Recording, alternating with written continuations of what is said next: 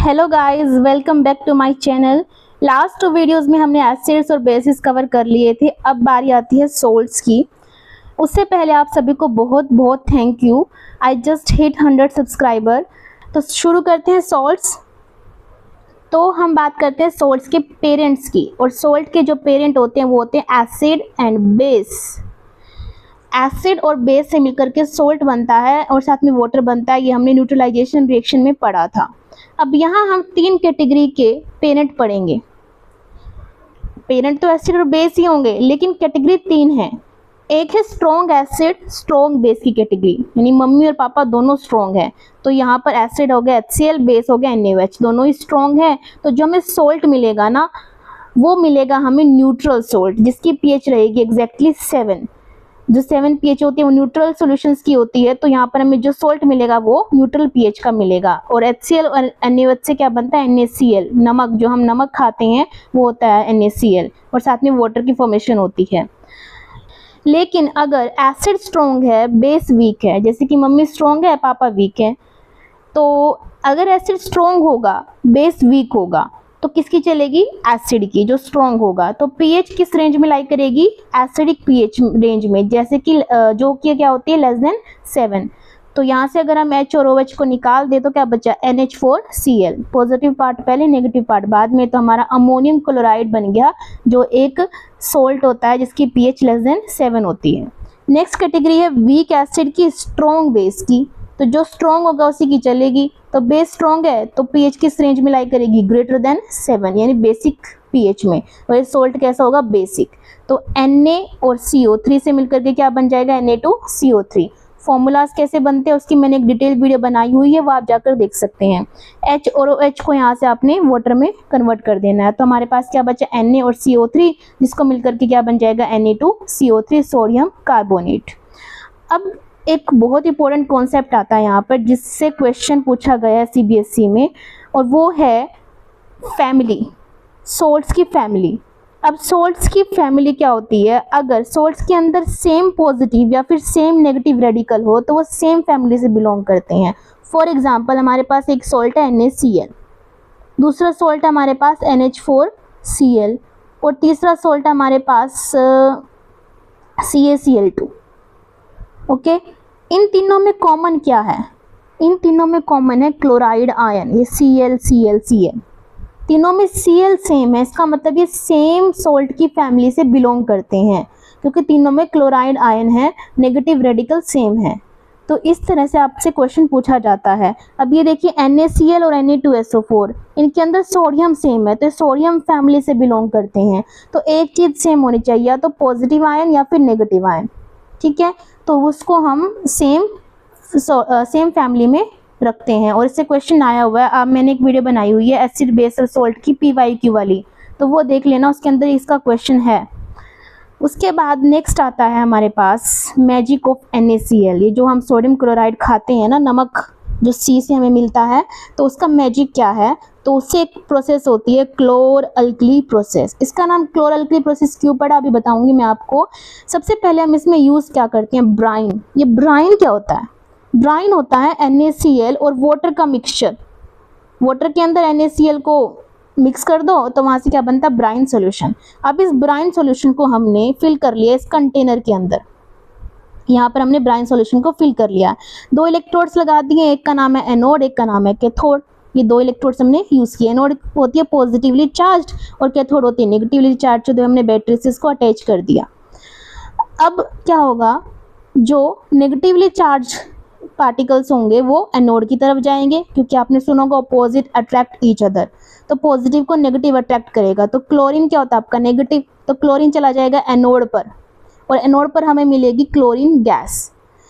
और कैथोड है negatively charge, तो किसको अट्रैक्ट करेगा? पॉजिटिव को। और H+ आयन है सारे कहाँ चले जाएंगे? कैथोड पर। तो हमें यहाँ से 3 प्रोडक्ट मिलते हैं, sodium hydroxide NaOH, chlorine gas Cl2 and hydrogen gas H2। Chlorine gas कहाँ मिलती है? एनोड पर, और हाइड्रोजन गैस कहाँ मिलती है? कैथोड पर। ये ध्यान रखना, ये क्वेश्चन आ जाता है एग्जाम में कि कौन सी इलेक्ट्रोड पर कौन सी गैस मिलती है। तो तो ये 3 प्रोडक्ट हमें यहाँ से मिलते हैं। अब हमें इनके यूजेस पढ़ने हैं जो वो बहुत इंपॉर्टेंट है। सबसे पहले सोडियम हाइड्रोक्साइड का यूज़ कहाँ होता है? आप नहाते हो डेली तो हम सोप लगाते हैं, उस सोप को बनाने में सोडियम हाइड्रोक्साइड का यूज़ होता है। डिटर्जेंट्स बनाने में, जो कपड़े धोने के लिए हम डिटर्जेंट यूज़ करते हैं उसको बनाने में हमारा सोडियम हाइड्रोक्साइड होता है। पेपर इंडस्ट्री में और आर्टिफिशियल फाइबर बनाने में इसका यूज़ होता है। ठीक है, याद रहेगा।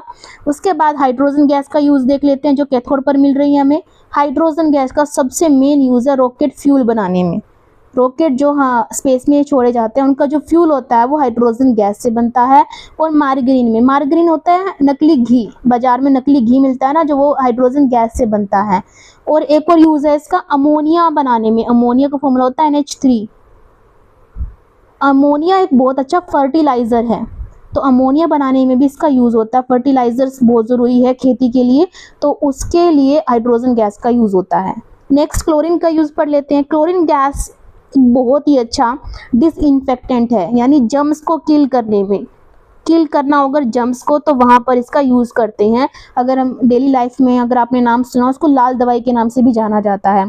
तो जहाँ पर भी वाटर ट्रीटमेंट की बात होगी, स्विमिंग पूल हो गए और जो हमारा ड्रिंकिंग वाटर होता है और जो उसकी सप्लाई जहाँ से आती है, तो उसके अंदर क्लोरीन गैस को मिक्स किया जाता है ताकि जितने भी हार्मफुल जर्म्स हैं, वायरस है, बैक्टीरिया हैं, वो सारे मर जाएँ। PVC पाइप बनाने में इसका यूज़ होता है। और इसके अलावा पेस्टिसाइड्स में, ठीक है, जो पेस्ट होता है, पेस्ट कंट्रोल करते हैं ना घरों में या खेतों में, पेस्टिसाइड्स का छिड़काव करते हैं, तो उसमें भी क्लोरीन गैस का यूज़ होता है। तो ब्राइन सॉल्यूशन से हमारा क्या क्या बना? सोडियम हाइड्रोक्साइड, क्लोरीन गैस और हाइड्रोजन गैस, तीनों को हमने यूज़ पढ़ लिए। अब मैंने आपको बताया था, बोला था कि क्लोरल्कली प्रोसेस का नाम क्यों पड़ा? क्योंकि हमें एक तो यहाँ से क्लोरीन मिल रही है तो उसकी वजह से इसको क्लोर बोलते हैं। अल्कली, अल्कली इसको बोलते हैं सोडियम हाइड्रोक्साइड को। वैसे तो इसको बेस भी बोलते हैं, लेकिन जो बेस वाटर में डिजोल्व हो जाता है उनको हम अल्कली कहते हैं, तो इसलिए इसका नाम पड़ा क्लोर अल्कली प्रोसेस। तो क्लोर अल्कली प्रोसेस का कितना बड़ा यूज़ है, इससे हमें 3 यूजफुल प्रोडक्ट मिल रहे हैं, उनका कितना यूज़ है आपने देख लिया। अब नेक्स्ट जो हमारा सॉल्ट है वो है bleaching powder. Bleaching powder, bleaching powder का फॉर्मूला सबसे पहले जान लीजिए, CaOCl2। नाम है इसका calcium oxy chloride, chemical name है ये कैल्शियम ऑक्सीक्लोराइड। अगर कॉमन नेम की बात करें तो ब्लीचिंग पाउडर, फॉर्मूला CaOCl2। बनता कैसे है ये कैल्शियम हाइड्रोक्साइड, जिसको हम स्लेट लाइम भी बोल रहे थे, जिसको हम लाइम वाटर भी बोल रहे थे, इसमें से अगर क्लोरीन गैस पास करवा दी जाए, अभी क्लोरीन गैस बनाई है ना हमने, तो वो पास करवा देंगे तो हमें क्या मिल जाएगा? Bleaching powder, CaOCl2 plus water. अब क्लोरीन गैस पास करवाने के बाद हमें मिला है ब्लीचिंग पाउडर। तो जो क्लोरीन के यूज़ होंगे उनमें से कुछ ब्लीचिंग पाउडर के भी होंगे। तो क्लोरीन का जो एक यूज़ था जर्म्स को किल करने में, तो वो भी यहाँ पर यूज़ होगा। ड्रिंकिंग वाटर को प्योर करने में, यानी जर्म्स को किल करने में इसका यूज़ होता है। कॉटन और लिनन को ब्लीच करने में, कपड़ों को ब्लीच करवाते हैं ना, जितने भी उसके अंदर से कलर होते हैं अगर वो आपको निकालने हैं तो वहाँ पर इसका यूज़ होता है। और इसका यूज़ है ना, एक बहुत इंपॉर्टेंट यूज़ है ऑक्सीडाइजिंग एजेंट में। इंडस्ट्रीज़ के अंदर ऑक्सीडाइजिंग एजेंट के रूप में भी इसका यूज़ किया जाता है। उसके बाद नेक्स्ट जो हमारा सॉल्ट है वो है बेकिंग सोडा। बेकिंग सोडा जो हमारी किचन का बहुत ही इम्पोर्टेंट प्रोडक्ट है। NaHCO3 इसका फॉर्मूला होता है, NaHCO3 sodium hydrogen carbonate. HCO3 hydrogen carbonate होता है, तो सोडियम हाइड्रोजन कार्बोनेट इसका केमिकल नेम रहेगा। कॉमन नेम इसका बेकिंग सोडा। प्रिपेयर कहाँ से करते हैं इसको? अगेन NaCl से, वाटर से, कार्बन डाइऑक्साइड गैस से और अमोनिया गैस से। अमोनिया गैस अभी हमने पढ़ी थी ना कि फर्टिलाइजर्स में यूज़ होती है, हाइड्रोजन गैस से बनती है। तो CO2 और NH3 गैस हम इसमें डाल देंगे तो हमें क्या मिलता है? अमोनियम क्लोराइड और NaHCO3, ये मिल गया हमें बेकिंग सोडा। अब बेकिंग सोडा को अगर हम हीट कर दें ना, NaHCO3 को अगर हम हीट कर दें तो हमें क्या मिलता है? Na2CO3 sodium carbonate plus water and plus CO2 gas. तो जिस भी प्रोडक्ट में आप इसको, जिस भी खाने में इसको आप डालोगे, यूज़ करोगे, तो वहाँ पर कार्बन डाइऑक्साइड गैस रिलीज़ होगी, जिसकी वजह से वो खाना फ्लफ़ी, स्पंजी, सॉफ्ट हो जाता है। जैसे कि केक बनाने में इसका यूज़ होता है, क्योंकि केक बहुत ही सॉफ्ट और स्पंजी होता है, तो उसके अंदर बेकिंग सोडा डाला जाता है। एंटासिड में यूज़ होता है कि तो हमने लास्ट वीडियो में पढ़ा था, अगर हनी बी अगर आपको काट ले तो वो हनी बी हमारे ब्लड में क्या इंजेक्ट कर देती है, मिथेनोइक एसिड या फिर फॉर्मिक एसिड। तो उसको न्यूट्रलाइज करने के लिए हम कह रहे थे कि बेकिंग सोडा का पेस्ट हम यूज़ करते हैं ताकि एसिड न्यूट्रलाइज हो जाए और हमें पेन से रिलीफ मिले। तो एंटासिड के रूप में हम इसको यूज़ करते हैं। और सोडा एसिड फायर एक्सटिंग्विशर्स में अगर आग बुझानी हो तब भी बेकिंग सोडा काम आता है, क्योंकि इसके अंदर से क्या रिलीज होती है, CO2 गैस। और ये CO2 गैस ना ऑक्सीजन से हैवी होती है, ऑक्सीजन के बिना कंबशन होगी नहीं। तो अगर ऑक्सीजन को CO2 कवर कर लेगी तो आग बुझ जाती है। तो इस तरह से हम इसका फायर एक्सटिंग्विशर्स में यूज़ करते हैं। नेक्स्ट हमारा सोल्ट है वॉशिंग सोडा। वॉशिंग सोडा नाम से पता चल रहा है कपड़े धोने वाला सोडा। फॉर्मूला क्या होता है, Na2CO3.10H2O।